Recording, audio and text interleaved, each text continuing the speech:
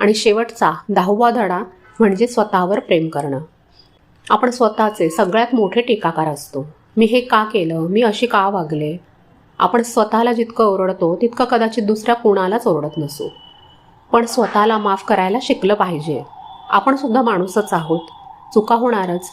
स्वतःला जसं आहे तसं स्वीकारणं आणि स्वतःचा आदर करणं हे ह्या वर्षातलं माझं सगळ्यात मोठं यश आहे असं मला वाटतं. आपण घरासाठी, माणसांसाठी रोज काहीतरी देत असतो. आपला वेळ देतो, एनर्जी देतो, लक्ष देत असतो.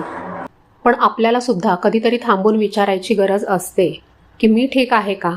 हा स्वार्थीपणा नाही, हे आपली मनःशांती टिकून राहण्यासाठी गरजेचं असतं. हे मान्य करायला मला 2025ने शिकवलं. आणि ह्या वर्षाने मला हे जे काही शिकवलं ते खूप शांतपणे शिकवलं. कधी अनुभवातून तर कधी थोड्या धक्क्यांमधून. हे सगळं एकदमच जमेल असं नाही.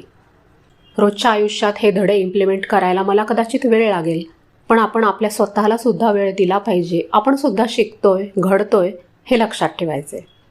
मला खात्री आहे तुम्हाला सुद्धा ह्या वर्षाने असं नक्कीच काहीतरी शिकवलं असेल. त्या गोष्टी आठवून बघा, स्वतःशी संवाद साधा.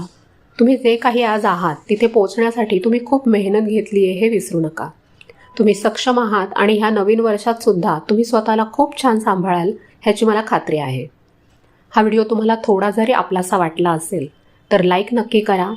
सुवर्णमय परिवारात सामील व्हायचं असेल तर सबस्क्राईब करा आणि डिस्क्रिप्शन बॉक्समध्ये मी व्हॉट्सअप ग्रुपची लिंक दिलेली आहे, तिच्यावर क्लिक करून ग्रुप जॉईन करा.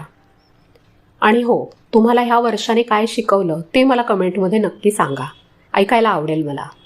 लवकरच पुन्हा भेटूया अशाच एखाद्या नवीन व्हिडिओमध्ये. तोपर्यंत आनंदात राहा.